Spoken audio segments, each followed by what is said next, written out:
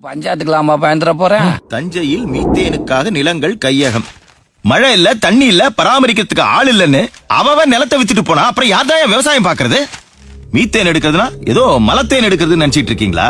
பச்சை போர்வையை விரிச்சு போட்ட மாதிரி கிடக்கிற நம்ம மண்ணை புல்டோசரையும் போர்வெல்லையும் வச்சு கொத்தலாக்கிடுவாங்கய்யா. பெட்ரோல் நிலக்கரியை விட பெரிய எரிபொருளாயா மீத்தேனுங்கிறது. நம்ம 4-5 மாவட்ட மண்ணுல தான் அந்த இழவு அதிகமா இருக்குதாம். அந்த இழவை வெளியே எடுக்க 6000 அடி ஆழத்துக்கு போர் போடுவாங்க. நிலத்துக்கு அடியில இருக்கிற மொத்த தண்ணியும் வெளியில எடுப்பாங்க. அந்த இடத்தை நிரப்புறதுக்கு கடல் தண்ணி உள்ள வரும். அதையும் வெளியே எடுத்துட்டு ஏகப்பட்ட ரசாயனம் எல்லாம் இருக்குதியா, அதெல்லாம் அவ்வளோ ஆழத்துக்கு வேகமா பீச்சி அடிப்பாங்க.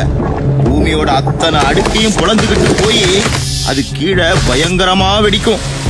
அந்த ரசாயன கழிவையும் உப்பு தண்ணியும் வெளியே எடுத்து கொட்டுறப்போ நம்ம மண்ணுல இருக்கிற மரம் செடி கொடின்னு அத்தனையும் கருகி சுடுகாடா போயிடும் ஐயா.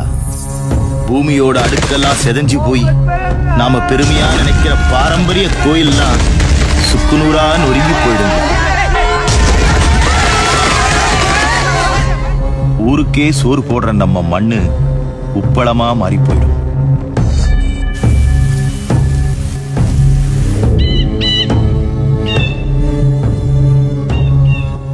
நானும் கடை வாங்கி தான் நட்டுருக்கிறேன்.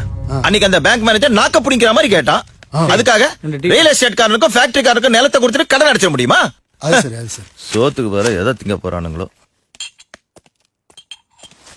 மாஸ்டர், ஒரு வடை ஒரு டீ. நாகப்பட்டினத்தில் விவசாயி பட்டினி சாவு, விவசாயிகள் சாலை மறியல்.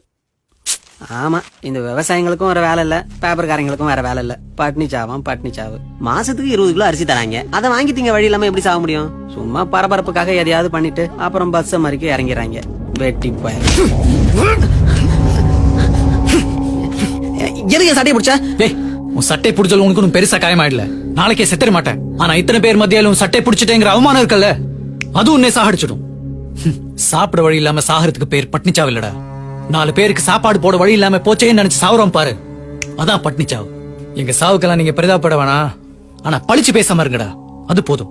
உன் அளவுக்கு படிச்சு வந்தாண்டா நானும். MSc gold medalist. ஆனா விவசாயத்தை தவிர வேற எந்த வேலையும் பார்க்க மாட்டேன்னு உறுதியா இருக்கேன்டா.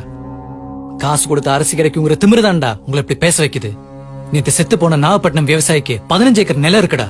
ரியல் எஸ்டேட் அது இதுன்னு வித்திருந்தா கூட வாழ்க்கை முழுக்க உட்கார்ந்து சாப்பிட்டு இருக்க முடியும். ஆனா இதுக்கான சோத்தை போட முடியாம போச்சேன்னு தான் தொங்கி இருக்காரு அவரு. போடா.